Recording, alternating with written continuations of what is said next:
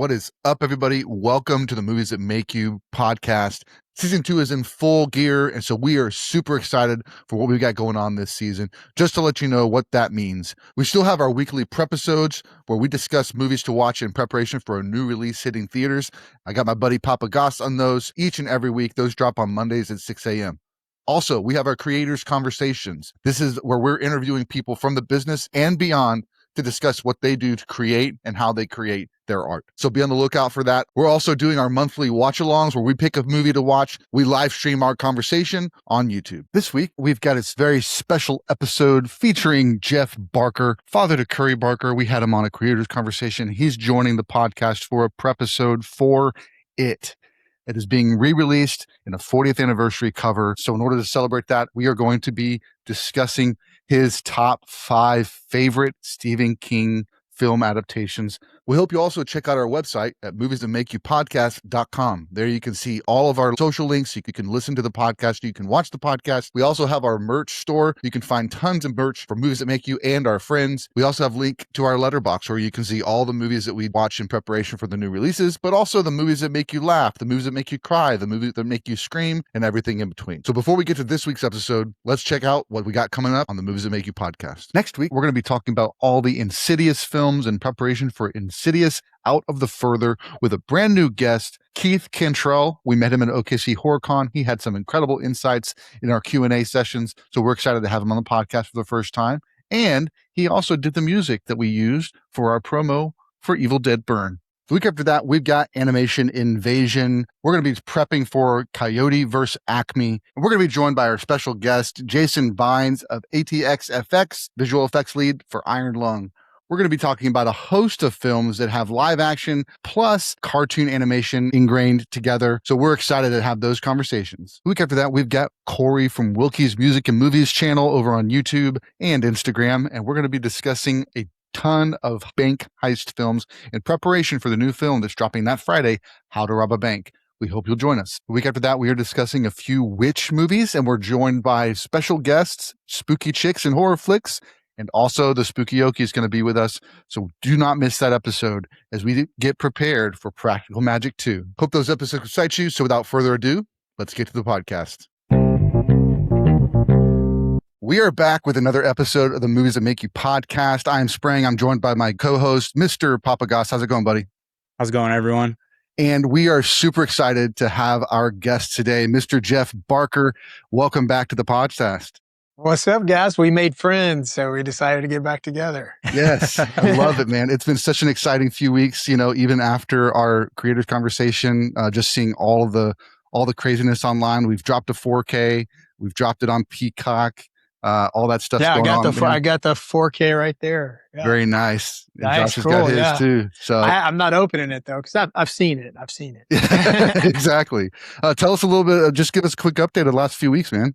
How's life? Well, I've been really busy prepping for my short, medium rare that we're doing in LA, shooting it end of August. I think the last time we talked, I couldn't really speak much about it, but now we've got the full cast. Dane Cook's starring in it, which is awesome.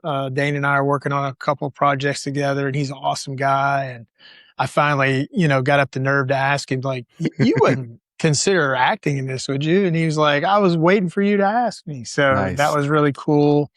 And he's perfect for the role of, playing a pained, individual who's beating themselves up. Not that Dane does that, but he has so much range, and he's going to be able to really kill that role. And then Leslie Ann Warren, Academy Award nominee, Golden Globe Award nominee, like just one of the greats of the industry, not just as an actor, but as a person, and was blown away that she wanted to be in this short film. She's excited about it. And then we just have so many other young, talented actors that are in it. Katie Saffery and Anthony Pavone, and just like so many to list. Noah Gayfer is on board. So, faces you definitely will recognize. And then, my son Riley, who I believe you guys had on the show, right? Did you guys have Riley on the show? We had Jeff. We had Jeff Jeffrey. on. Yeah. Yep. I can't keep up because my boys are all over the place now. Yeah. Now Riley's a very talented cinematographer. He's young, he's 22, but he's been doing this since he was 8 years old. He's been Riley's cinematographers just as kids in the neighborhood, and he's highly involved with all of Curry's projects. That's a bad idea, all the movies, and now he's really branching off on his own. He's DPing so many shorts of just like all of these talented directors who calling him up and saying, "Hey, can you DP my short?" And I was like, "Put me on the list." So he shot my short here at the house that we did a couple months ago, called Good Tape, which is in post production, and then he's going to be DPing medium rare. So and we got a great team of producers. I'm just really, really excited. So that's what I've been doing, plus working on all my other projects. And life is good. I'm just on cloud nine, super proud of the boys and excited about the future. Yeah, absolutely.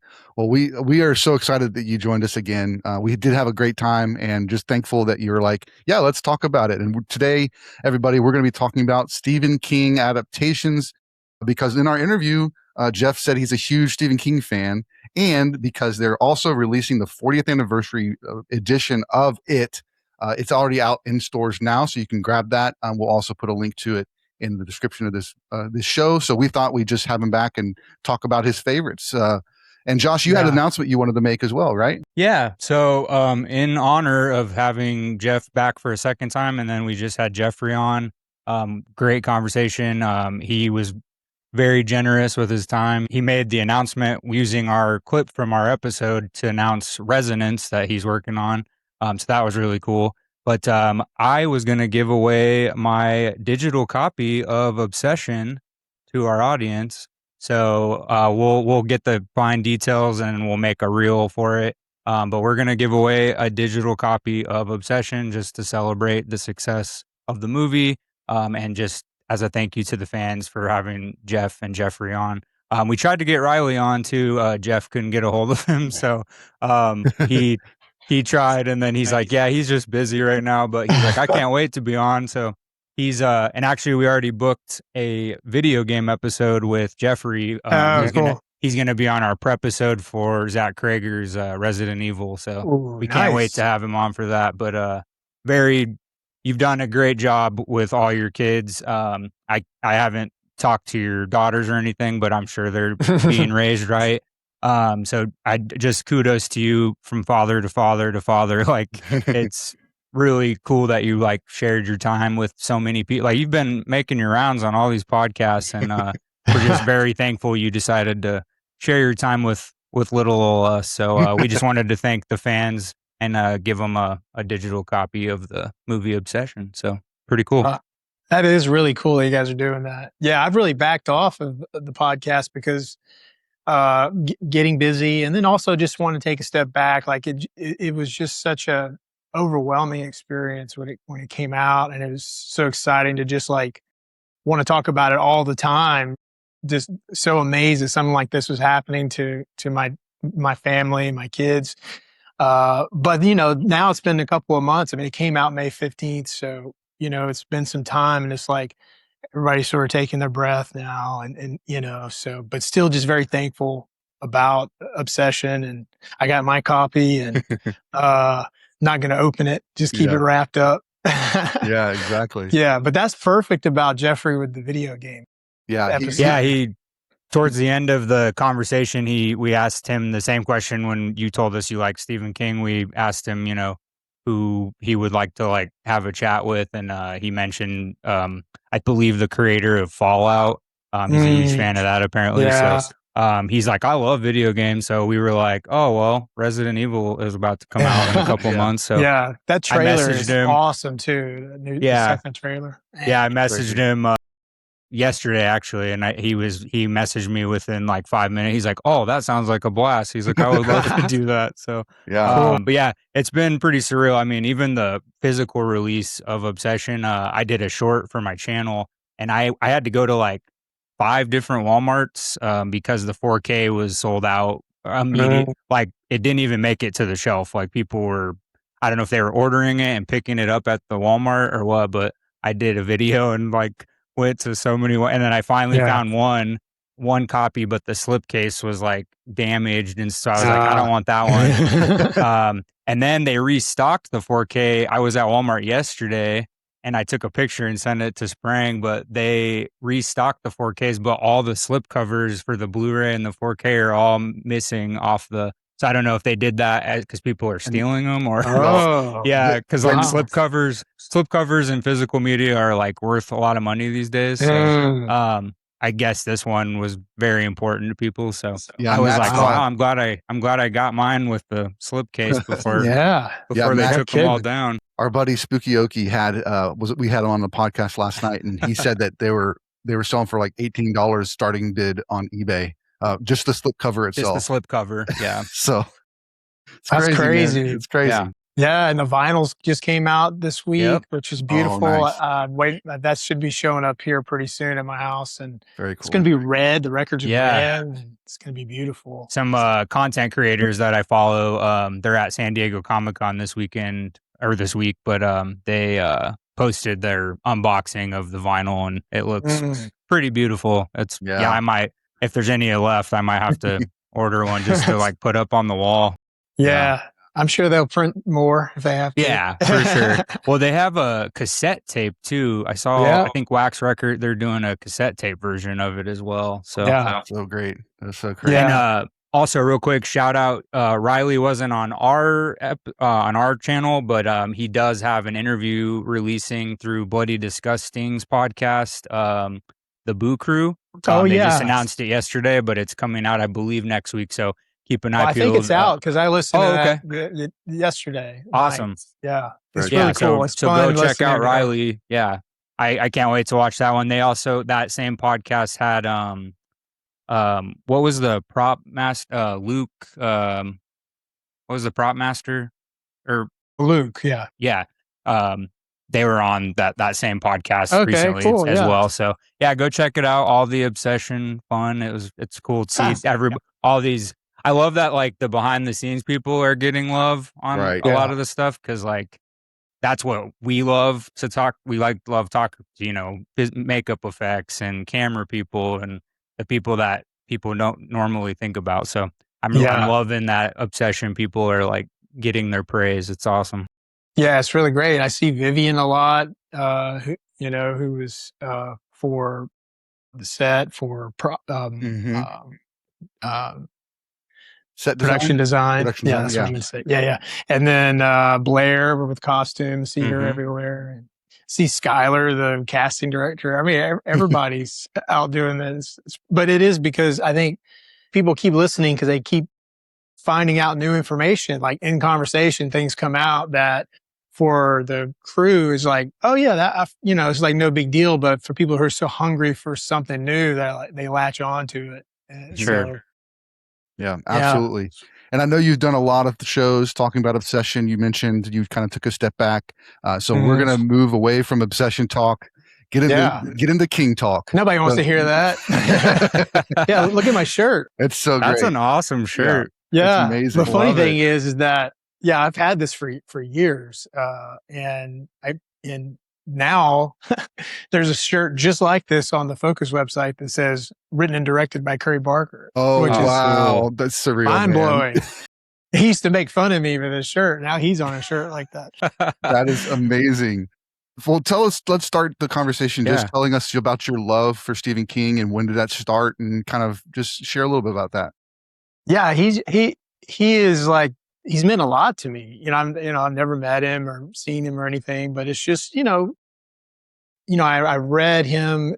I don't want to say my childhood because it's not like he's, I did. I started reading him in my childhood, like in my teenage years. And then when I really got into reading, I latched on to a couple of his novels, and they were just so digestible and like so cinematic in a lot of ways, where, he gets internal and gets into their minds, but at the same time, he's very descriptive about what's going on in a way that it's not too mechanical. And I think it had a lot of influence on my writing, especially early on, because, when you first start writing, you really do copy. I mean, and it's not because you're trying to copy, you don't intend to, but you're working with what you have, what you stuffed into your head, and that's what comes out. And, he wasn't the only writer that I read. I read lots of different writers, but I kept going back to him time and time again.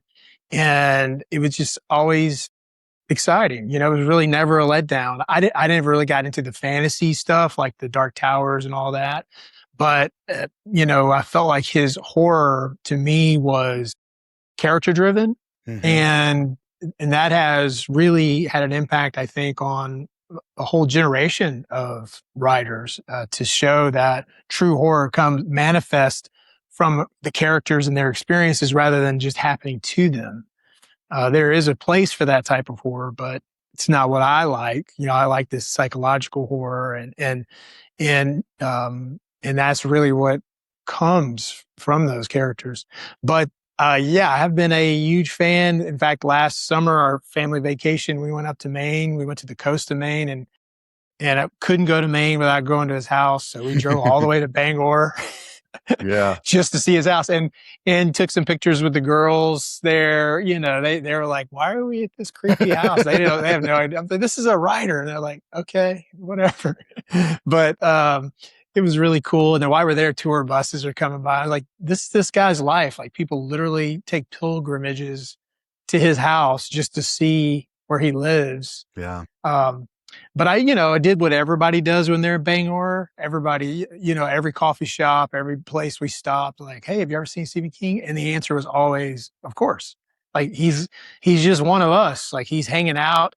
One lady told me that if you really want to see Stephen King, come in the spring and just go to a couple of Little League games on a Wednesday or Thursday night, and you'll see him up in the stands, just popping popcorn, eating popcorn, watching the kids play baseball. Yeah. And to me, that really just like speaks to who he is, to be his age.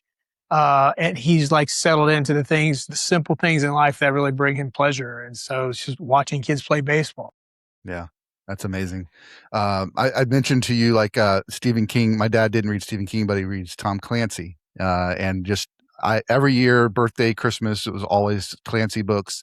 And he finally got through all of them, so he's caught up. So it's just That's a lot. It's a lot. It's crazy. But there was also another author that he liked, and that's Dick Francis, which is a lot of the stories based around the track and horse racing, and there's usually a mystery or something attached to it. So I was in Chicago on a trip one time, and we went to, there was just across the street from the hotel, there was a Goodwill or something. So we just thought we'd look around, and I found I found eight different Dick Francis books, hardback with the covers and everything for like $1 each. And I was like, I gotta get these. This is too cheap. This is too great. So I bought all 8. I carried them on the plane in a big brown box and put them in the overhead compartment just to get them home. And then that Christmas, under the tree was one, and they were staying at the house for a whole week. So every morning that they were there was another book under the tree, which was just, nice. He just thought that was so hilarious. I actually put the last one in. My mom put it in the suitcase, so when he got home and he was he'd have one more.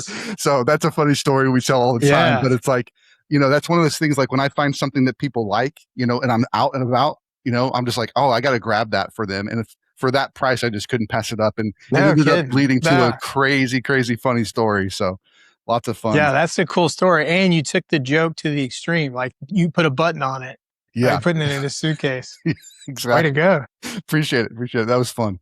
But we're going to get into these Stephen King adaptations. There's been a lot of them. I mean, I have a list on my letterbox that's just like, I tried to list every Stephen King adaptation. There's just so many. And there's a lot of them that are kind of the more popular ones that people would recognize, like Shawshank and The Shining with Jack Nicholson. Your list, share a little bit about what this list is made up, because those aren't on here. Yeah. Well, I do like all those, but I was trying to think of, things that connect me to Stephen King, like things that mean the most to me. So that when you asked me to make my list, originally I was like, well, I'll list my 5, what I think are the 5 best adaptations. And then that was kind of boring. Like, it didn't, and then I was like, well, but this one's not in the top 5. It's probably not in the top 20, but it means a lot to me. So that's what I put on the list. Yeah, that's perfect. Josh, what's your experience with Stephen King before we jump into the shows? Yeah, I mean, my first ever experience that I found out that it was based on something that Stephen King wrote was The Shining with Jack Nicholson. I mean, I watched that movie probably at way too early of an age, but that movie was so pivotal in like my early movie watching career because like I just I fell in love with movies. I mean, that opening sequence, I know Kubrick kind of tweaked it a lot from what the book was about, and then him and King didn't really get along. But that movie over the years has just become, you know, I've watched that movie probably, I don't know, 40 times, and like I still find stuff all the time. There's a really cool documentary called Room 237. And it's fantastic. I think IFC put it out. And it's got people talking about all these things that they point out in the movie. And I watched that, and at that point, when I saw that documentary, I had seen that movie a bunch of times, and even if they're not true, if like the theories they came up with aren't true, like it's still stunning that people are like, "Oh, look at this little detail. That means this." And I'm like, "Whoa, I've seen this movie, so many times I've never noticed that before." So that was my early stage. I didn't watch a ton of the adaptations after that. I mean, I saw, like the big ones like Misery and which we're going to talk about in a sec, and then just a few, like the bigger titles. Um, and I've always admired them. There's so many of them. I mean, even kind of a deep cut like Stephen King directed Maximum Overdrive that starred Emilio Estevez. That one comes up with my horror friends a lot because they just have such a like cult following with that movie. Like I just got my buddy made me the Happy Toys and Collectibles truck. It's down there, but he like made that. He has it at his little booth up the street from here. But yeah, people love that movie. So I kind of did like some deep cut movies, and a lot of the miniseries stuff seems to be really popular with true Stephen King fans. Even like the Shining miniseries, like the Stand, but even some other ones like Thinner. I saw Thinner early on when I started watching movies, and that one was really great. But yeah, he's been doing it for a long time. His writings are even his lesser liked ones are still really awesome. I mean, he still performs at like a high level, which I can only imagine is tough. I've never written a book. I've never written a short story. Oh, that's not true. I wrote a couple short stories in high school and college, but nothing that was like published or anything. So I can't imagine doing that on a yearly basis for what 50, 60 years now. So incredible. And he just keeps getting adaptations. And I love that the partnership, him and Mike Flanagan. I mean, Flanagan's got like 3 more in the works that are adaptations, and that'll be like 8 or 9 that he's done for King. So like they have a great partnership, which I think is cool. So it's just exciting. He's continues to push the boundaries, but also, keep the original fans happy as well. So I love it. Yeah. Yeah. It's so cool. And it's funny you're talking about the fan theories for The Shining. There was a lot of people who were, comparing that to Obsession just for that, not because the movies are totally different and, not even remotely the same, but it was one of the movies that still to this day, there are so many theories about it because it has these holes in it, not plot holes, but holes where you could logically fill in a lot of different things. And so that's really cool that we were seeing that with Obsession, and it was bringing up Kubrick's movie, which King does hate. Yeah. But it's a cinematic masterpiece. So, it can be both things. It can be like not the direction that Stephen King wanted, and it felt like it was an insult to his book. And I think it was more personality clash too between the two of them. But it was also a piece of cinematic history that can't be denied. Yeah. Well, and it's funny that like I tell friends all the time that know that I love The Shining a lot. Like I have my Shining poster over here. I met the twins back in Denver. They came to town from London. And then I met Danny and then Joe Turkel before he passed away. Uh, And it's just like, it's so funny, like reading about when it came out, it was not well received even by movie fans. Like, no, I think it won a couple of Razzie Awards, which is insane to know. Like, I think wow. Jack Nicholson was nominated for like worst actor that year for the Razzies, which like you go back and you rewatch just that one scene on the stairwell.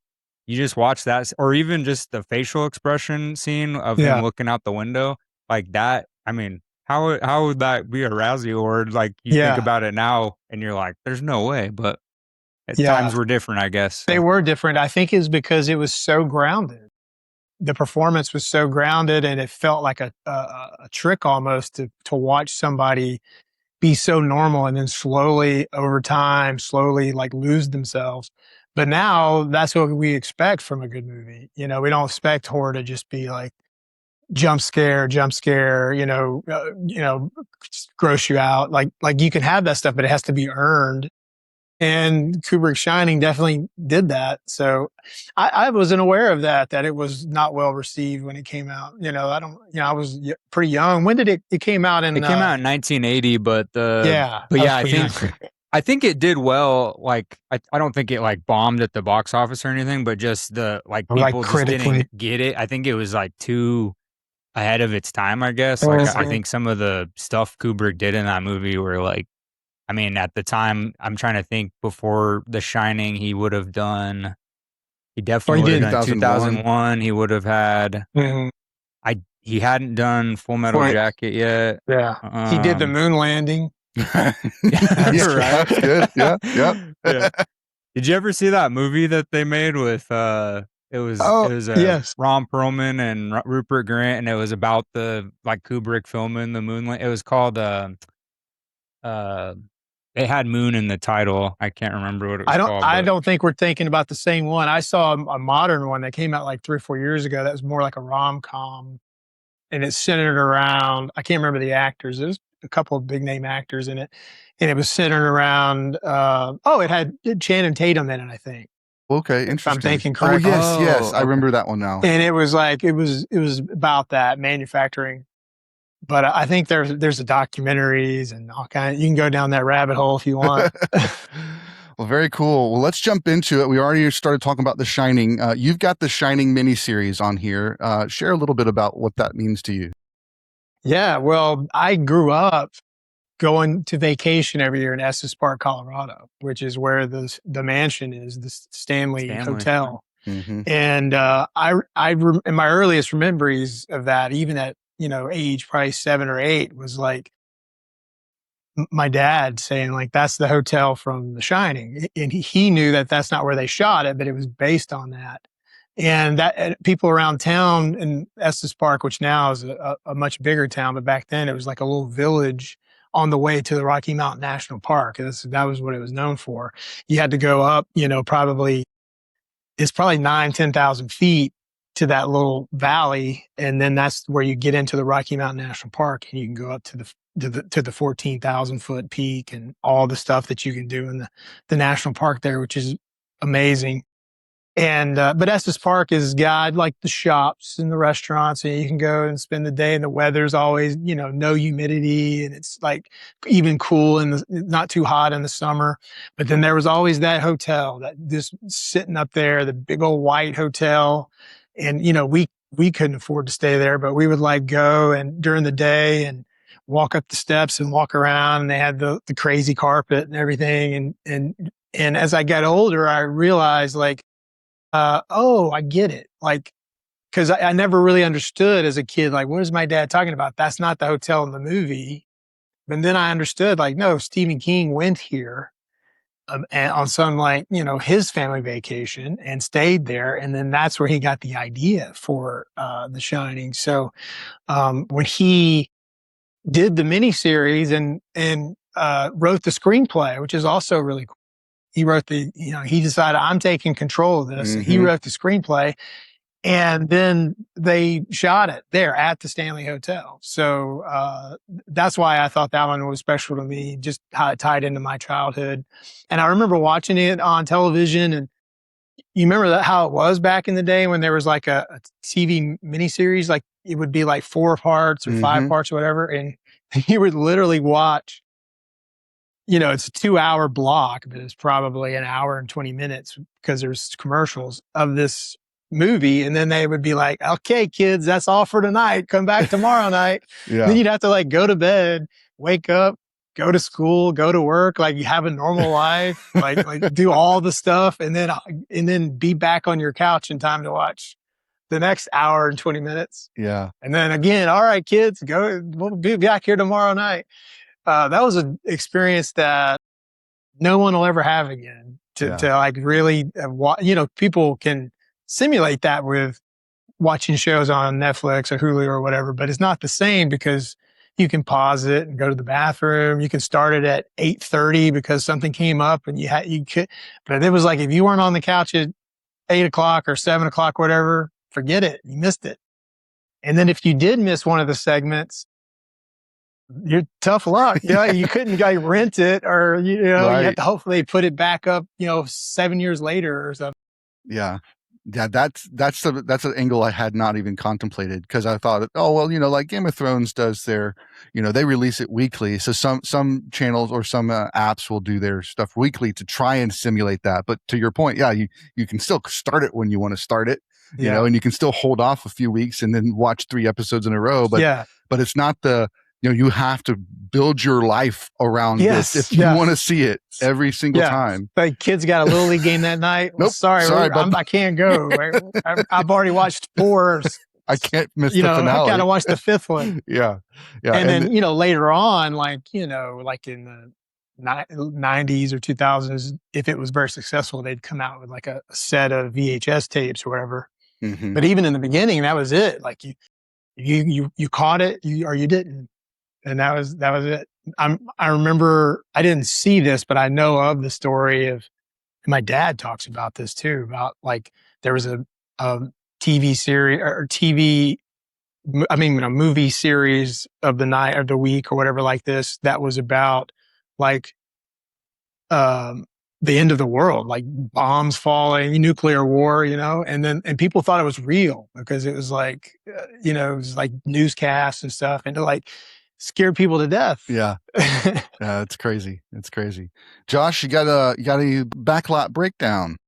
Yeah, just a couple. I also was gonna tell a quick story. I lived for 16 years in Colorado, and Estes Park was only like 45-minute drive from where I spent most of the 16 years I lived there. And so where were you?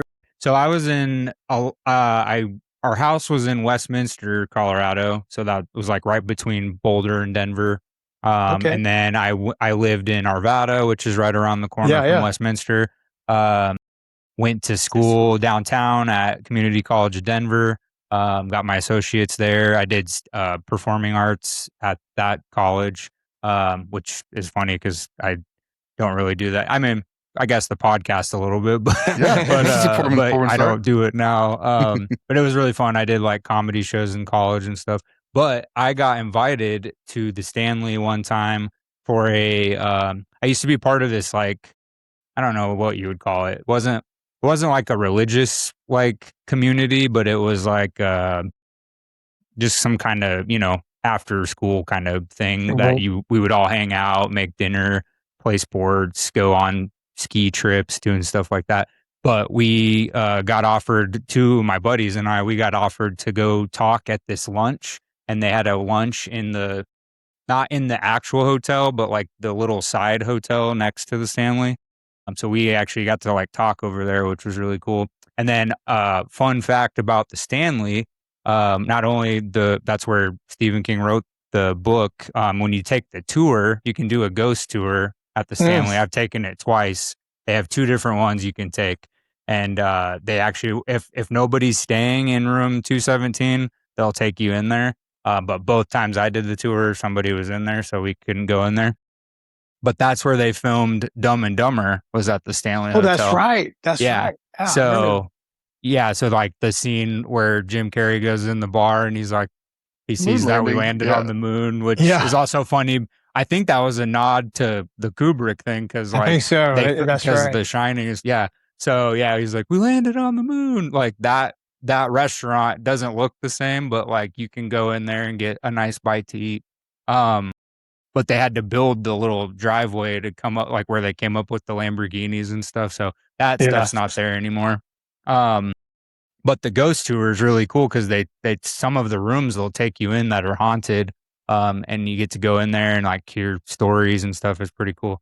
But yeah, Estes Park, beautiful. Everything Jeff said. I mean, it's tiny little town, but like real quaint. Like all the little shops and restaurants, and there's like even like an old school candy store up there. Oh yeah. Ice cream shop, like the old school ice cream shops. The water, there's like a couple waterfalls up there. A lot of times if you go in the summer or even in the fall, there's like animals just roaming around there. Like, there's elk everywhere. Yeah, elk. And I think one time we were up there, there was definitely a moose one time. And then there was a huge animal one time we were driving up. I was like, oh my God, that's right close to our car. Yeah. We went to the Safeway to get some groceries one night and came out, and there was like a 10-foot elk next to our car. We had to wait for it to leave so we could get in the car. That's wild. And it's funny you brought up the Dumb and Dumber thing. That's a story I forgot. 1993, I think, when that came out, we were there. It came out. We were on vacation in Estes Park, and we would just go to the movies all the time, even on vacation. We went to the movie theater, and we'd always gone to that little theater in Estes Park. And every time we went, there'd be like 20 people in there or whatever. And we went to see Dumb and Dumber, and it was literally like not a seat available in the house. And we were like, wow, people love this movie. And it wasn't until later that I found out it was shot there. Yeah. Those are probably like extra. We were like, got in on some like cool thing and didn't even know it. We were just like, this is the movie of the summer. That's amazing. Yeah, no, I mean, it was huge because that was like the movie that really launched Jim Carrey, because then he had like, his string of every movie that he did. He had like 3 movies come out within like 9 months. Yeah, right? and they were all number one at some point. Yeah. And The Mask. I think Crazy. it was The Mask. Yeah. Yeah. But yeah, no, Estes Park, it's a fun little town. So in the miniseries version, King, I always heard that Stephen King helped co-direct the miniseries, but I don't know how true. I couldn't find that that's actually true. Mick Garris, who's like a huge film buff, horror buff, filmmaker, he actually did the miniseries, but he worked really closely with King because he didn't want to do, anything that was affiliated with the Kubrick one. So that was the whole point of the movie, was to do beat by beat through the book. Yeah. And that's why, it was like 6 hours long, because they didn't leave anything out. Well, the one of the huge things that was a huge difference from the Kubrick version was like the hedge animals were in the book, and they put that in the miniseries. But Kubrick, he replaced it with the maze instead, because the technology, he didn't feel like it was up to the challenge, I guess, of like making the hedges come to life. Yeah. So that was a big reason why he didn't do it. Yeah. And I mean, I think it worked out because, that maze is now so especially that final sequence and Jack being frozen, and like it's just such an iconic scene in horror history and film history. So really fun. And then just one other little side note, so Steven Weber stars as Jack Torrance in the movie, but it was originally offered to Tim Daly, his co-star on Wings. Oh wow. And then he turned it down, but he recommended Steven Weber. And then Tim Daly worked on Stephen King's miniseries Storm of the Century later on. So so they still ended up getting to work with a Stephen King adaptation, but it's really funny how it all worked out. Yeah. Yeah. That's cool to find out about that. Yeah. That's awesome. Oh, and then one other side note, they tell you on the tour, the ghost tour. So Jim Carrey, when they were filming Dumb and Dumber, he stayed in room 217, but he was only up there for they said he was only up there for maybe 3 hours. And he came downstairs to the desk, and he was like distraught, like panicked. Like he was like, get me a different room. He's like, if you have to move me to another hotel down the road, that's fine. but he to this day will not tell anybody what happened in there. Wow. But they tell you that on the tour. They're like, yeah, Hmm. Jim stayed in there for maybe like 2-3 hours and something freaked him out. And so Yeah. Wild. yeah, crazy. That's funny. People ask me a lot, like, if what is some IP or something that you would like to write one day or direct? And this is not horror, but I would like top of my list would be a Jim Carrey biopic. Yeah. With him starring in it as himself, having authorship and say on how the story, because he's such a unique individual and he's so in touch with, how he perceives the world. And I just think he's so interesting and how he's evolved over the years. And he has a lot to say about what it's like to be a human and how we treat each other and how we understand life. And, because of that, he would never do it. Right. Because he would be like, it's not, the world doesn't point. need a movie about me, is what he would say, I'm sure. But I would give my left arm to do that project For sure. with him. That would be unreal. Yeah. That'd be super meta too. That'd be so cool. Yeah.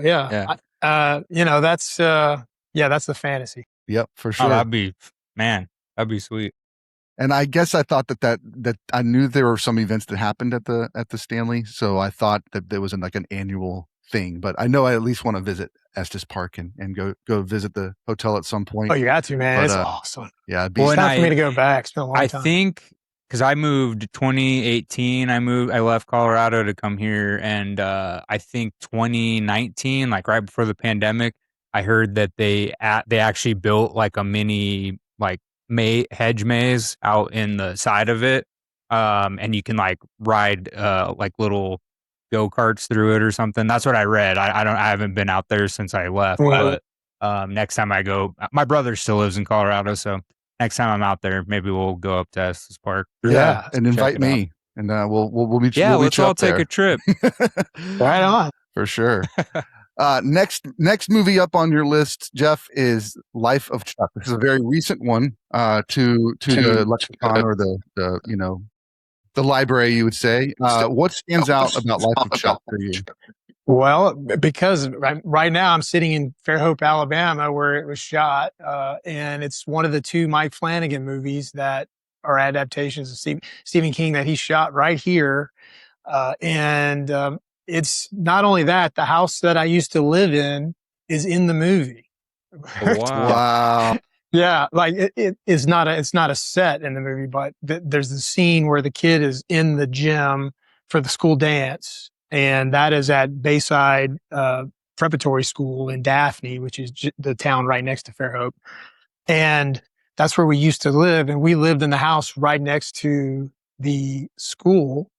And he comes out of the gym and he does his dance around the football stadium, and then he goes up to the stands, and there's this shot looking back at the neighborhood, and you can see the house that we used to live in the movie. Wow. And they've got it all lit, the trees are all lit and everything. And it's these gigantic 200-year-old magnolias that dump a metric tons worth of leaves every day. That's why we moved. We literally sold our house and moved because of leaves. Because you would like go out and get, it'd be a whole day to get all the leaves. And then the next day it's like, looks like you didn't do anything. That's wild. But that was cool to see. And then just see all the spots, because they shot it exclusively here in the Daphne, Fairhope, Mobile area. And yeah, so that was cool. And Luke Skywalker's in it. He was staying downtown here, like a mile from my house, Mark Hamill. So yeah, that's why that one. And I did read that short story. I can't remember which collection it's in. Some of Stephen King's best writing is his short story collections. And you get them in these like small digestible chunks. You can read one before bed. You can keep a book by the toilet, like however you like to consume your short fiction.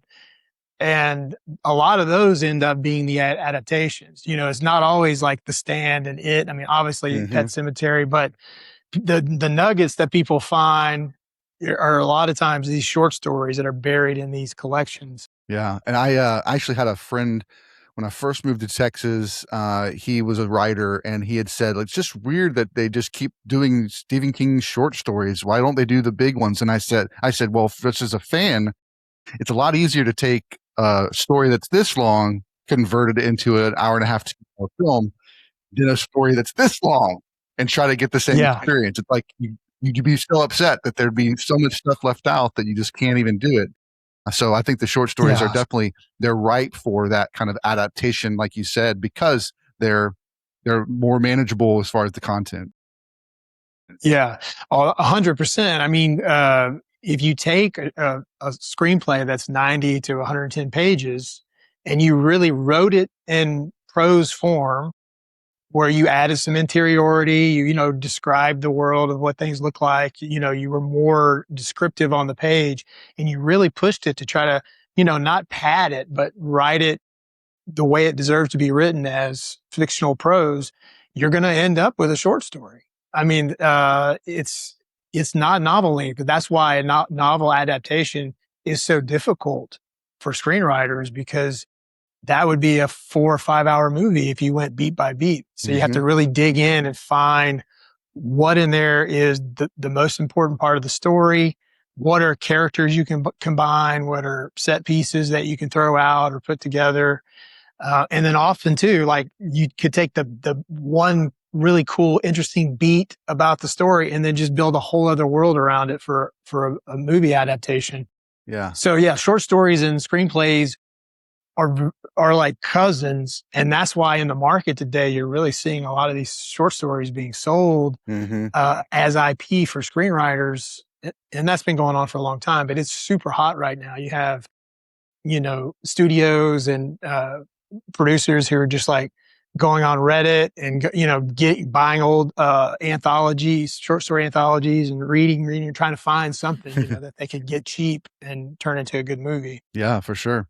And this one is a really solid movie. I didn't know what to expect going in. Tom Hiddleston, Chiwetel Ejiofor, really great performances, but it's just, I don't even want to ruin it because it's so fresh. I don't even want to ruin it. Go watch it. Seriously. Yeah. Performances are great. Tom Hiddleston's dancing in that one scene is just so spot on. And it's really touching, really moving. I was emotional throughout the entire film. Yeah. It really did a good job of it being engaging in that way and setting the stakes, and the relationships of the characters were so well done. So very good movie. It's one of only there's one of two movies I cried at in the last 5 or 6 years, which I love to cry at a movie. Like that's what I want every time, if it's that type of film. But yeah, that one and Train Dreams are the only two that brought a tear to my eye. That's the reason the podcast is the logo is movies that make you ... and then there's like a scroll wheel, and the one that's right there is feel. Like that's the main idea, that these movies make us feel something. And then so you want to cry, does it want to make you laugh and make you scream, but it's that whole thing that these movies make us feel something. And so that's kind of the impetus of the podcast name is movies, because they make us feel all these different sorts of ways. And I am notorious for crying in TV shows, movies, commercials, whatever. Like if it's engaging enough, it's gonna get that reaction out of me because I'm so engaged with what's going on. Yeah, that's great, man, that you're so like your emotions are right there. Mine are buried. Like I got to chisel at them a lot. My wife's like that. I mean, she'll cry. She makes me watch Hallmark Christmas movies, so we watch like 8 or 9 of those every year. Nice. After we watched about 5 or 6, I'm like, "Are we finished?" She was like, "No, not yet. We gotta watch a few more." Yeah. And but it is fun because every time, you have this it's basically 3 plots that they use over and over again, that they just like spin the wheel and put it in a new setting. And she knows what's coming. I know it's coming, but still she'll cry every time. And it's like, but I love that how close her emotions are to, right there. For sure. Yeah, I want mine. Mine are a little tougher. Yeah. My wife's the same way. She doesn't cry very much. But then when she does, it's because it hit a chord, and it opens up good conversation for sure. So. Yeah. I know this because you brought that up. When I cried recently, was to this is the craziest thing. So the 3 times I've cried by watching my television or a movie theater screen in the last 5 years are Life of Chuck, Train Dreams, and the DVD commentary on Obsession. Wow. And that makes sense. And actually, it wasn't the DVD, it was Peacock, which I think is what's on the DVD. Oh, nice. And it was watching all the Curry and the crew talking about making the movie, and it was all sentimental and great. But when Curry talked about specifically how he was a little nervous about walking on set and seeing people building rooms and painting rooms and like, wow, I'm living my dream. This is real. And then how he had called action and cut a couple times and he settled into it. And it was like, he told himself, well, this is just like what I've been doing with my brother since I was a little kid.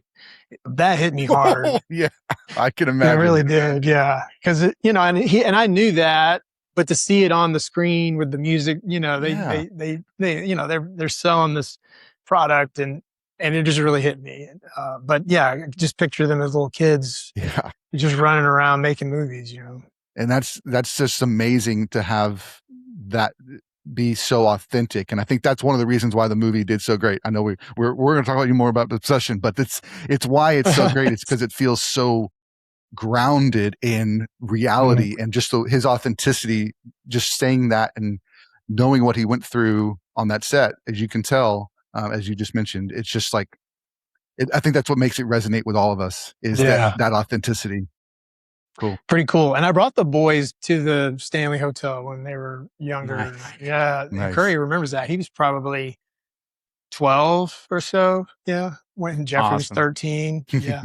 It's great. Pretty surreal. I mean, I know they filmed the miniseries there, and they did the exterior. Some of the exterior shots were like that inspired what they built on Pinewood Studios, and then like I forget the name of the actual hotel they used. It's in Oregon, I believe. I forget the name of it. Something Lodge. I can't remember, but yeah, I love that because like I lost my mom in 2018, right when I moved here, and both tours I took, both my parents were with me, so like I'll never forget that, just because my mom wasn't really like definitely was not into horror. She was not into like spooky stuff, but like for some reason, ghost hunting, like those ghost hunting shows were real big at that time, and I would catch her watching them every once in a while. So like when we went to the Stanley, like she was genuinely interested in the stories they had to tell. She was like,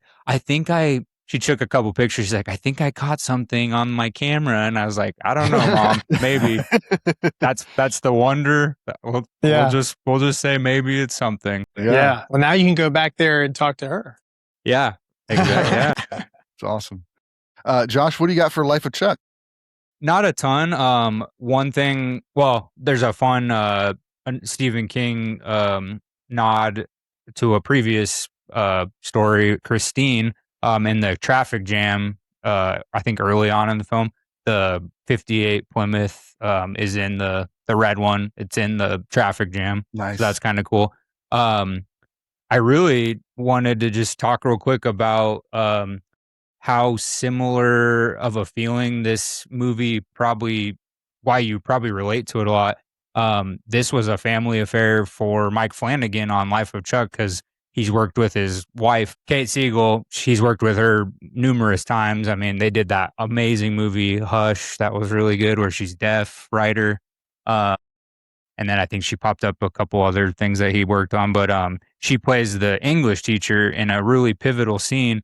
And his son, his real son in real life, Cody Flanagan, he's in one of those scenes. He's the 7-year-old version of Chuck.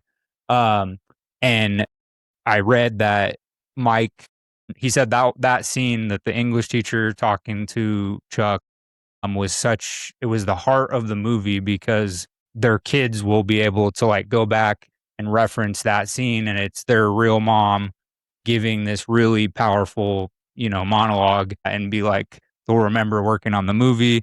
And he just said that was such an important scene. So I just think that's so cool. It's like a family affair, and you just got done talking about how emotional you got with Curry's behind the scenes commentary and stuff. So like, I can't imagine like that feeling of just sharing moments like that with your fan. I mean, it's already cool. Like, us who don't work on films, like we get to watch movies and share those feelings with our loved ones, but like to work on stuff that is really powerful and that actually resonates with people, that's got to be on a whole nother level. So I just wanted to throw that out there because I just thought that was really cool. When I read that, I was like, man, that's kind of like how I feel when Jeff has talked to us a few times, and like all the stuff I hear him talk about. It's like a family affair, and you already have great memories, but now you have these other things that are attached to it that mean even more of, sentimental value. Yeah, that's really cool. And then there's another thing, because you were a psychiatrist before you got into writing. Psychiatric nurse practitioner. Yeah, I read that the 5 stages of grief are denial, anger, bargaining, depression, and acceptance. Is that accurate? So, I guess you probably found a lot more in this film than the average viewer. Did it do a good job of like kind of flushing out all those stages of grief and stuff? Oh yeah, for sure. I mean, they made it like very obvious, and but it was clear that was the theme of the movie for sure. And I thought they did a great job. It was just a fun watch. I think more for me, it was just seeing where I live. And, I mean, there's a lot of movies shot here, but they're made to look like somewhere else. Or this one though was set here, so that was cool. Well, and shout out to one of Sprang and I reasons for doing this podcast. Matt Lillard came in this movie. I mean, his one scene that he was in was I got a little choked up just watching him get choked up in the scene. So that was cool to see. Yeah, I've always loved him as an actor, but like it's cool to see him getting more roles, not just like horror movie roles all the time. Yeah, typecasted. So.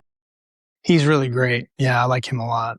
Yeah, looking forward to meeting him someday. I haven't been able to meet him yet, but he's the most popular person at cons. So I bet.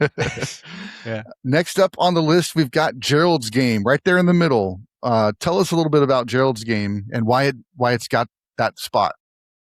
Well, it's the same thing. It was shot right here. There you go. So Mike Flanagan shot right here in Fairhope, Alabama, right on the bay, right here. I know exactly what house they used. And but on top of that, the ending of the movie is in downtown Mobile at the courthouse, with the tall guy, and all of the television reporters that they're using there, and the news trucks and everything are from the local news stations in our market, which is what I used to do. In fact, one of the reporters that's in the movie is a colleague of mine. She was at another station in town, but I saw her all the time out on doing stories. And so that was pretty cool because I was like, wow, if I was still doing news when they shot that, I probably might have had a shot at being in that. But yeah, so just seeing another movie shot right here in our small little town that's came from the mind of Stephen King. And but on top of that, it's a pretty scary movie. Like the idea of being tied up like that, and then you haven't had anything to drink for days. You're dehydrated. Your mind's playing tricks on you. What's real? What's not? It's really awesome concept. Yeah, for sure. And it's tied in with some pretty like taboo and risque stuff, with like the child stuff. And so it's cool that, I know that's in the short story, but it's cool that Mike Flanagan would go there because it's easier to not go there and take those risks. Yeah. I remember when it came out and dropped on Netflix, I thought it was just seeing the cover and just realizing, oh, wow, this is an interesting story. And then connecting that it's Stephen King and all that stuff. I watched it a few years ago for the first time. And I thought all the acting was incredible. The concept was great. Trying to get just kind of very practical, like situation that could happen to anybody if they're into that, right? It's just like, what happens if your partner just keels over and you're locked to the bed? Like, what do we do here? And of course, it kind of went into some fantastical places. Look. There you go. There's Gerald's game. And Oh, look at the cool. cover. That's the That's- original. Oh wow. That's great. All these are. This is the original. Yeah. Dang. Yeah. And then That's I've got awesome. The Stand up there and Misery, which I don't think you can see that one, but Yeah. I know. That's and really cool. and the Shining. Can you see The Shining? No, it's not. out of, Yeah, it's all good. yeah. But yeah, I've got 5 or 6 of them, and my son Jacob started reading them, and I said you can read them, and then you can't watch the movie until you finish the book. Good. That's good. so Way to go, he- Dad. I can't remember which one he finished. I think it was Christine. I think was the first one he finished, and so we watched Yeah. that one. And I think he That's the started. smallest. Yeah. And so I think, when he gets back from his from Montana, he's gonna enjoy kind of jumping into those. He's gonna be 16 in a couple months, and so it's like he's at that level where he can handle some of those ideas and concepts a little better than when he was 13, right? Right. But yeah, excited to. I mean, because I've got that as well up over here, so it's pretty cool. Oh, cool. Yeah. Yeah. I think when I was 16 or so, I read The Running Man. Is that a Stephen King? Mm-hmm. I think it is. Yeah. I think that might have been my first Nice. Stephen King. Nice. Yeah, I can't remember which other ones. I think he's read one other one, but it's not coming to mind for me. Josh, how about you? Gerald's Game. Yeah, kind of like you said, Sprang. I mean, it kind of hit Netflix out of nowhere, and I didn't even, correlate that it was. I didn't even know it was Stephen King till I think after I had watched it. I saw it in the credits. I was like, oh, that makes sense. I just watched it because I love Mike Flanagan. Who doesn't right now? Mike Flanagan's awesome. But yeah, it's a good one. I mean, like Jeff said, it's very creepy. I mean, there's a scene that plays on social media a lot, and it every time I see it, it creeps me out. But it's Carl Strickland from Addams Family, the real tall. He played Lurch in the Addams Family, but he is kind of not disfigured, but he got this huge face, and it's in the courthouse, and like she kind of comes face to face with him, and Carla, I've been a huge fan of Carla for a long time. I think she's a tremendous actress that doesn't really get as much credit as she should. She does a lot of like side roles a lot of the time, but she's so good when she does get a starring role. And this one is one of her best performances. But that courthouse scene is just like her facial expressions, his facial expressions, and just the like how terrifying he looks. And I can imagine like coming face to face with someone that you're in that situation with. But yeah, really awesome movie. I went back and rewatched it to prep for this, and yeah, it makes me feel kind of uneasy, but it's very well done. Yeah.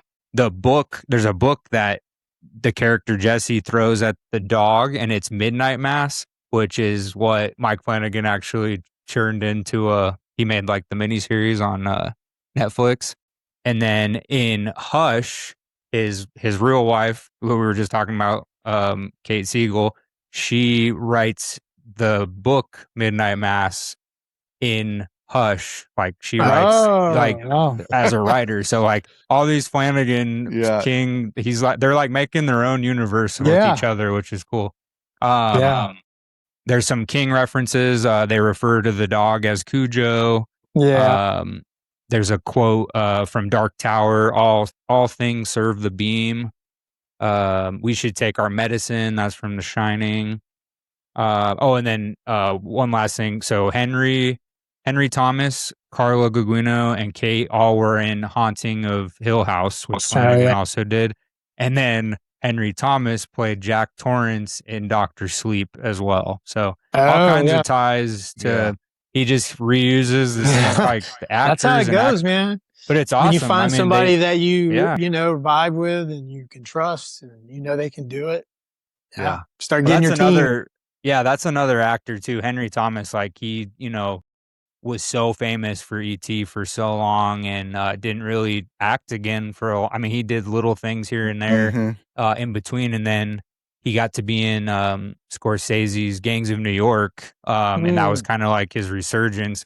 And then, now he's done a bunch of work more recently, and he's worked with Flanagan a lot. So it's cool to see actors who like I grew up, E.T. is one of my all-time favorite movies, and I still have not met Henry at a con yet, but the only person I've met is Dee Wallace, and she is everything you would hope. But she always talks about Henry in just such high regard, so it's cool to see him like get some awesome work, especially in Stephen King stuff. So cool. Yeah, I knew that Flanagan liked to use the same cast because I felt like that the Haunting of Hill House and the Haunt of Bly Manor was like, it just felt like we're going to take the same people and just put them over here, and just, I like that. I thought that was cool. Like, let's keep that going. And he's done it a few other times too. So very nice. Yeah. He shot part of Oculus here too. Okay. Ooh, nice. Yeah.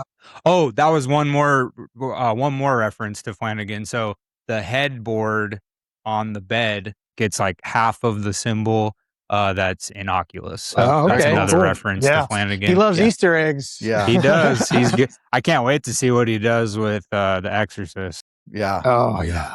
Yeah. I can't wait. Yep. That's a cast. It's gonna be great. For sure. All right. Next up, we've got Misery. Another author story. He likes to write about authors doing stuff. He does. They write what you know. Yeah, exactly. Tell us a little about that. Yeah. Well, for me, it was that is the book. That is the one that made me want to be a writer. And I was probably early, like 20. Maybe, I don't even think I was 21 yet. And I was working at the television station. And, every time I took my hour break, I went to like this little gas station down the road that had like a little side restaurant in it just to get out of the station. And I would bring that paper back and just read it. And I got all the way to the end. And then the next day I went back and I started on page 1 and did it again. And that's the first time I'd ever done anything like that, to finish a book and then immediately want to restart it. And I can't even tell you what it is about it that moved me like that. But I just saw it so visually and I felt so connected to it. And I thought, wow, this is what I want. I don't want to be tied up and have my ankle, broken or, but I want to write. I want to be a writer. I want to tell stories like this. Like, this was so magical. This is the type of stuff that I want to tell, like deep psychological stories. And so that's why that one means a lot to me. And and that's the book, and I didn't even watch the movie because it came out when I was a kid and I just missed it or whatever. I didn't even watch the movie till after I'd read the book twice. For me, the movie, even though it's very good, was a disappointment because I was so emotionally attached to the novel. Yeah, for sure. My wife and I kind of argue about this when we first started dating, because I was like, don't read the book before the movie because you're going to be disappointed nearly every time, because there's stuff that you love about that book that they just can't fit at all. So like I suggest watch the movie, enjoy the story, then get all the like the backstories and all the things by reading the novel. Especially if it was like it's like deleted scenes and exactly stuff. Exactly. It's like getting the deeper meanings and all that stuff. Like, the thing about Lord of the Rings, he's like, we just stuck with Frodo. I know everybody loves that guy, but we can't put him in. It's not Frodo getting we have to narrow the scope, but then you can get all those side stories and everything by sitting down and reading the books. For me, I think this was one of the first Stephen King adaptations I saw probably as a movie in college, just as renting it and like hearing about the scene and saying, oh, you got to see this. And then we rewatched it just a couple weeks ago. My wife had never seen it before. Kristen had never seen it before. And so it was a lot of fun to kind of build up to those moments. But Kathy Bates, just nails that. She nails that role in a lot of places, but this is like just so spot on with like this right amount of creepy friendly that like always is a red flag, right? From the very beginning you meet her, you're like, there's something off and this isn't going to end well. And then the fact that it escalates to where it goes is just great. And the build up and the cop trying to figure the story out, like find the writer, and it's just a great movie. One of those great thrillers. Not super gory. I think there's just a couple of F words, but it's rated R probably for that and the hobbling scene. Well, that was the thing, was the Kathy Bates character. She wouldn't cuss, right? She'd be like, flipping snippety and stuff. Yeah. And then she would like do these horrible things. But her moral code was not to cuss. Exactly. It's kind of funny how sometimes people they want to stand on their soapbox about the morality that they have, and then they treat people a certain way, and you're like, I don't think it means what you think it means, you know? Yeah, right. Yeah. Cool. Josh, what you got for Misery? Yeah, I mean, really legendary movie. I mean, it was directed by Rob Reiner, who we just lost recently. He did so many incredible movies, so Misery's it gets forgotten that it's in his resume, I think, a lot of times because, Princess Bride and Spinal Tap and so A Few Good Men. Like he has so many legendary performances from all his actors and actresses. But then the movies themselves have just stood the test of time. So sad that he passed. But yeah, Kathy Bates, fantastic. She won an Academy Award for this movie.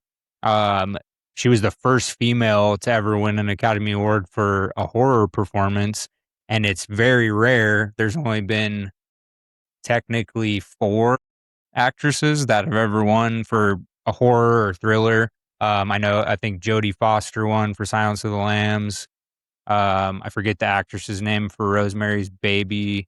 It wasn't Mia Farrow. It was the supporting actress. I forget her name. But yeah, then Amy Madigan and then Amy Madigan last year. So I think she's the 4th one to ever win for like a horror movie. So could we possibly see Indy Navarrete? I don't want to speak too soon, but the way it's looking, she might be the 5th. She might be on that very rare list. So that's just really cool. It's way more possible today than it was yesterday. That was what I've said from the beginning, is that no doubt that in my mind, she deserves it. But it's just hard to keep that momentum going for so long. But it seems like as the days go by, it just grows and grows. And no, I actually at this point would be surprised I would be shocked if she's not nominated. Oh yeah, for sure. And then, I don't know. There's always so many powerful performances. But to just get nominated is great. Yeah. I mean, it's and like what you just said, though, I mean, a few years back that wasn't possible, but now that horror is kind of becoming the main genre, we had Sinners last year that had the most nominations. Weapons, obviously Amy Madigan won. A few years ago, she wasn't nominated, but she should have been. Toni Collette for Hereditary. But yeah, I posted a reel this morning that Richard Roper actually shared, and he actually talked about Indy Navarrete and how what a performance she gave, and like he kept talking about a couple months later how incredible Obsession still is. So I would also be shocked. I think the whole film community would be shocked if she's not at least nominated. But I think I don't want to speak too soon, but we still have a lot of movies to watch, right? So, and they're always the 5 actresses are just going to be incredible. But I think it's a moment in cinematic history. So it definitely deserves recognition. Nikki could be up there with Annie Wilkes. I mean, Annie Wilkes is also AFI, the American Film Institute. I'm not sure how long ago they made this list, so they might update it. But they did their top 100 heroes and top 100 villains of all time for movies. And Annie Wilkes, Kathy Bates, was actually number 17 on the villains. But we could see not only Nikki, but we could see Bear on that list as well. Yeah. I don't think they land on that list just because of there's not Bear is the villain. She's depicted as the villain, so most of those on the list it's very obvious. Yeah. I only say that because like the number one videos that I see now on Instagram from like content creators, they're all about how Bear is. They're like clearly Bear's the villain. That's like the number one consensus now. Yeah. So It took a while. I mean, those first few weeks, there was a lot of kind of back and forth a little bit, but it quickly. Well, it's partly how the movie was marketed purposefully, so to look like, oh, this is just a movie about a crazy girlfriend and when things get out of hand, but that was on purpose, and it is really cool how it all turned out. Yeah, perfect. And then just a couple more things. So Jack Nicholson was originally offered the James Caan role, but he didn't want to do it because he had already done The Shining, and he kind of didn't want to do another King adaptation. But it's also funny because James Caan turned down Jack's role for One Flew Over the Cuckoo's Nest, which won an Academy Award for Louise Fletcher, who was also, what am I trying to say? She was also a psychotic nurse. So, like, it's just funny. And then, like, they switched roles, but they still, the actresses in both of those movies still ended up winning an Oscar, kind of for similar personalities. So, and they really could have, if they would have just pushed a little harder on 3 or 4 beats of One Flew Over the Cuckoo's Nest, that would have been a horror movie. Mm-hmm. Because she definitely has horror vibe, horror energy. Yeah. So yeah, that movie's fascinating. Just one last thing. There was actually a Broadway version of Misery in 2015, and Bruce Willis played the Paul Sheldon role, and Laurie Metcalf, she played Annie in that, which I remember vaguely. I think Bruce went on like a talk show and was talking about it. I briefly remember seeing that there was a Broadway version, but I think it only lasted, the one run, and then they never did another one. So maybe we'll get another cool Misery thing. Yeah. Yeah, it's really cool when they do, movie adaptations on Broadway. Like we saw Groundhog Day. Oh, nice. That's cool. It was outstanding. It was so good. That's awesome. I haven't seen any Broadway shows yet. And have you been to a couple? Yeah, well, that's really part of Curry's origin story. He was a huge Harry Potter fan, like crazy Harry Potter fan as a kid, and his room was Curry Potter, like on the walls, and his stepmom painted it to look like Hogwarts. Like he was obsessed with Harry Potter. And one of the things we did was we would take our boys on individual vacations, which sounds a lot fancier than what it is, but it was just like one a year, is like, Riley's year, Jeffrey's year, Curry's year. And the other 2 kids would go stay with my parents. And it was like, where do you want to go? So that they could go where they wanted to go, and we could have like that individual time with them. And for Curry's, one year, it was November, we went up to New York for the Macy's parade and to go watch a Broadway play. But we wouldn't tell him what the play was. And we were just like, we'll just surprise you. And he was okay with that. I was like, okay, yeah, just surprise me. I don't really care. I just want to see a Broadway play.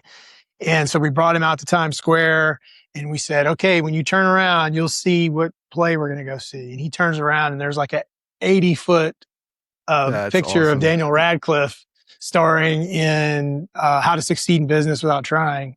Oh, wow. And so then like an hour later, we're handing over our ticket, and he's sitting like 11 rows from the stage, and Daniel Radcliffe comes out, and he literally cried. I'm sure. He was 12 or 13, I guess. He was young. So that was a defining moment for him to see something that he loves so much in that close and personal, and see like, this is a real person who is performing. If he can do it, then I can do it. Yeah, it's a great memory. That's awesome. That's very cool. And kind of speaking of defining moments, there is a defining moment in the history of America that happened on 11/22/63. And how do you like that? Yeah, that was good. I was for a second like, what's he gonna say? Okay, yeah. Stephen King wrote was this a short story as well? No, it was a full novel. Okay. Yeah, I got it back here somewhere. Let's see. Oh yeah, here it is. It's a huge novel. Look at this. Oh wow, that's awesome. Oh my goodness. Yeah. And I like that. That's cool. That's amazing. There he is on the back. Yeah. Just a great story. JFK assassination, guy can time travel, tries to go back and stop it. He does, and then he realizes maybe I shouldn't have. I mean, just a really crazy, cool kind of conceptual what if story that I think we all would like to see. Like, oh yeah, let's stop these things happening. But is that the best decision? So Jeff, share a little bit about it for you.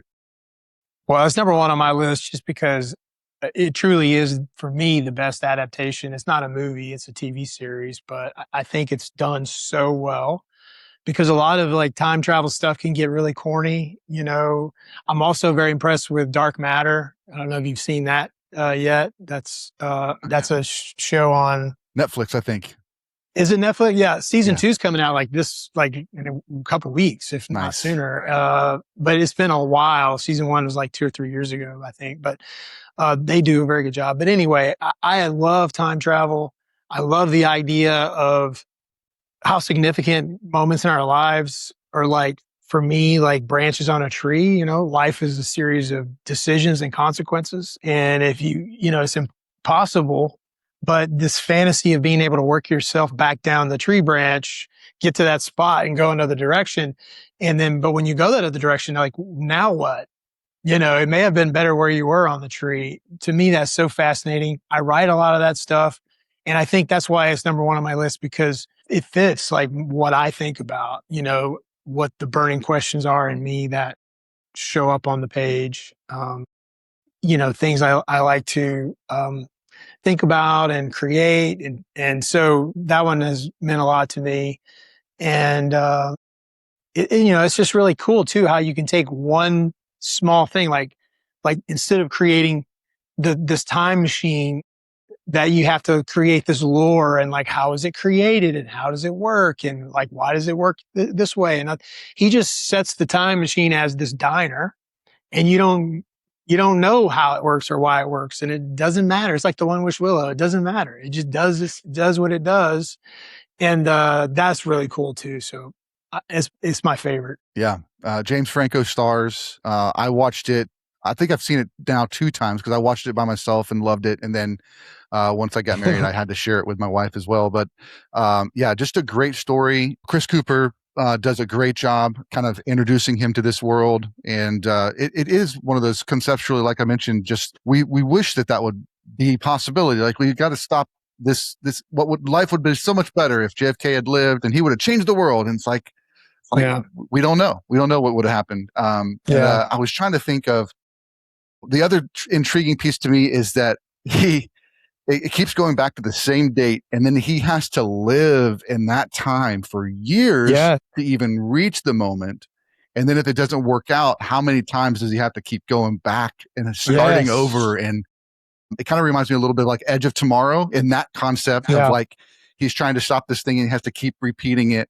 But that's more sci-fi. So that creates high stakes. So it's like, you can't just, well, I'll give it a try. Like you have to decide, is it really worth it? Because now I got to go live 25 years.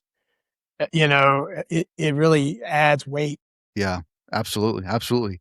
But yeah, really great story. And the series was incredible. And I do have to correct, I'm sorry. I was thinking of Dark, which is a Netflix sci-fi show. Dark Matter is an Apple Plus. Yeah. So, cool. Apple has some good stuff. This also is why I like For All Mankind, or I like the first couple of seasons of it, especially, is because it takes this simple thing. For that one, it's like, what would have happened if Russia got to the moon first? That's it. That's the whole thing. And then that sets off a whole nother tree branch where we're like, okay, well, if Russia got to the moon first, then let's put the first woman on the moon. And then that speeds up the feminist movement, and we end up with a female president. We still haven't had one, but in the movie they get one like in the 90s, I think. And then that sets off this whole other chain of events. So I love stuff like that. Mm-hmm. Yeah, absolutely. And Endgame did it, but it's not as scientifically accurate, you know. Josh, what do you got for 11/22/63? Yeah, so originally it was supposed to be a movie a while back, directed by Jonathan Demme, who did Silence of the Lambs. He also did a really cool A24 actually re-released it on Blu-ray and 4K, but the Talking Heads, they did almost like a concert documentary called Stop Making Sense back in the 80s, and fantastic movie if you've never seen it, but it's a performance by the Talking Heads. But Jonathan Demme, amazing director, so he was originally supposed to do it, but I guess him and Stephen King just disagreed a lot, so it just never happened until we got the miniseries, which is cool. Not a ton for this. Just there's a lot of references to Stephen King's work, like throughout the episodes. I'm not going to list all of them, but the first episode, the main character Jake says, "I'm his number one fan." That's from Misery. The car that he gets in is a red Plymouth 58, like Christine. Blue Ribbon Laundry is in one of the episodes. That is the laundromat that Carrey's mom works at in Carrey. It also mentions the town of Castle Rock, which they made a series more recently called Castle Rock that had a lot of references, but that was originally referenced in Cujo and Needful Things from Stephen King. But it also references The Dead Zone, Children of the Corn, The Stand. I think Under the Dome has a couple references, which I really enjoyed that show when it came out too. There's been a couple adaptations of that. Yeah. No, I enjoyed. I forget, it was the one that had Dean Norris from Breaking Bad. That version of I thought that was really good. Yeah, I enjoyed that one a lot. The Modoc Hotel or Modoc Motel is actually the same motel they shot Schitt's Creek, the show Schitt's Creek at. So the Modoc Motel in this miniseries was actually that. In the opening credits, each episode, they change. They're not always the same. They're to show Jake's timeline. So they're like foreshadow what's about to happen, I guess. Which I thought was really cool because you don't see many shows just change the opening title a lot. And then one last thing, there's a serpent eating its own tail in the I think in the opening sequence or whatever. And that symbolizes the nature of the universe. So creation out of destruction, life out of death. So I just thought that was really cool. Like that represents just a little thing about the show, which is really crazy. And then just one fun fact, Sprang and I just went to the Scream screening at the Texas Theater in Dallas and they did a live commentary with Matt Lillard and Skeet Ulrich. And we found out after the movie, because we saw all these Lee Harvey Oswald things around the Texas Theater. We saw like a drink named after him and like posters.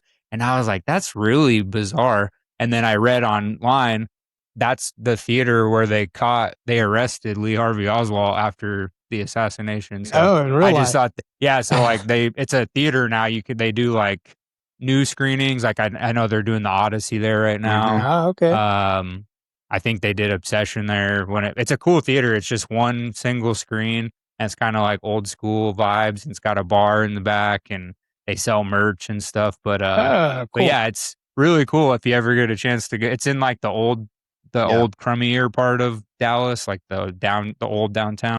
But yeah, I thought that was really cool. And after we saw the movie, I was like, why were all those Lee Harvey Oswald? And then I found out and I was like, that's super cool, actually. That's a really fun fact. So yeah, absolutely. It's just one of these things where there's been so many movies and TV shows that have that in it, not necessarily preventing it from happening, but just some sort of, because it's one of these, like, it's like 9/11. It's like one of these significant, especially to a certain age group, it's like such a defining moment in their lives. Absolutely. Almost like Quantum Leap. Remember that show? Oh, I love that show. That was a great show. That show had a huge impact on me. Like that's funny you brought that up. I loved that show so much. And I would look in the TV guide and set my VHS to record I was creating my own like back catalog so that I could watch them whenever I would watch them to go to sleep at night when I was in high school. And I haven't seen them since then. I've kind of been afraid to see one because I know it won't live up to what it was for me at that time in my life. Yeah, I was just a kid. I remember my mom used to watch it's probably the reruns that on like Sci-Fi Channel and stuff. But it had an awesome theme song, and it was just a fun show. I mean, but like you just said, I think I haven't watched it recently, like rewatched it, but I remember being a kid watching the reruns with my mom, and I was like, "What is this show? This is really entertaining." But yeah, it's a fun one. It just really makes you think about things, and it had a big impact on, I think, just the way I see the world. It's definitely played out. And it's funny, I just realized while we were having this conversation, I wrote a short film script that I just sent out to some producers, and it's called 7/23/19. Wow. Which, like, I inadvertently just ripped that off without really even realizing it. It was like so deep in my subconscious. But it's not time travel or anything like that. But it does center around a specific date in this person's life. And so that's pretty cool. I just realized it about myself. So it's like therapy. Yeah, nice. Absolutely. That's good. That's the day you took Curry to his first Broadway play. Yeah, well, no, it was a little later, but good stuff. That's awesome, man. Well, we've got one last one. You had an honorable mention you wanted to talk on, The Girl Who Loved Tom Gordon. Let's hear your thoughts on that one. Well, I just wanted to bring it up because in case by an act of God, someone slips this podcast to Stephen King, I would want to throw my hat in the ring to have a crack at, adapting that screenplay, because I think it's such a great book. It's a really small novel. It's almost like a novella, really. And, it's just this emotional journey of this girl who's lost in the woods, and the horror is through her imagination and some things you find out have happened to her. But she has this transistor radio where she's like listening to Red Sox games that she can pick up. And Tom Gordon's her favorite player. He's I believe he's a closer in this one, where he can come in every night and pitch the ninth. And he did do that later in his career, but he's also a starter. My love of baseball and Stephen King's a huge baseball fan, obviously. And so it just really hits for me. I did read where it may already be set up, where I read where there was a project in the works, but then I didn't hear anything about it. So I don't know if that fell through. Do you guys know anything about that? I see that there's an entry on IMDb, but it doesn't have anything really attached to it. No cover art or anything like that either. So I tried to look it up, but didn't find anything. Yeah, so it was like it's sitting there. It's ready for somebody to do it, and it would be great because it would be one of these contained world, pretty much low budget. But it could be horrifying of a young girl in the woods. So yeah, I think it's going to be great. Whoever does it. Yeah. The only version they did make, it was an audiobook, and it was narrated by Anne Heche. Mm-hmm. I've heard that on Audible. Nice. But yeah, it's really good. Let's start maybe that'll be the giveaway hashtag. We'll have people comment hashtag Jeff Barker for The Girl Who Loved Tom. That's a long hashtag. But it'll get a lot of traction because it'll be unique, because it's the longest hashtag. We'll get Guinness World Records. There's no one can get all those letters right. It's like a password. It'll be like 17 different versions because everybody got a letter wrong. Yeah. We'll just put the first letter of each. So TGWLTG. Yeah. People will be like, "What in the world? What is going on?" Like, we're not. We just lost half our subs, but it's all good. Yeah. Well, very cool, man. Jeff, we can't thank you enough. Like we said earlier, just the fact that you'd come back on and do a Prepisode just means a lot. And excited to see where you guys are headed and where things are going. And definitely we'll be promoting all the things you have going on as they get released. Good tape, medium rare, and we'll of course, keep following you, keep sharing everything. Is there anything else you'd like to share with the audience before we jump off? No, it's just, every time I come on you guys, I'm like, well, I got 30, 45 minutes, but then we vibe like we're like bros. So it's like, it's hard to stop. Yeah, for sure. Well, appreciate your time. I do. Yeah, I must say, like, it's crazy just talk, like, once we get into it, it's just so natural, like, talking to you, especially like the creators conversation was so fun. We appreciate that. That's fun. Yeah. You guys are awesome. Cool, man. Yeah, thanks for sharing your family with us too. I mean, Jeffrey was like such a treat the other night, and we can't wait to have him on. I'm sure we'll get Riley on eventually once we get a hold of him. He's basking in a lot of things right now. So he is busy, but yeah, sure. I'll put a bug in his ear. All right. No worries at all. Yeah. But thank you again for sharing your time. As always, we really do appreciate it. Yeah. We'll talk to you later. Yeah, guys. Thanks for having me. Absolutely.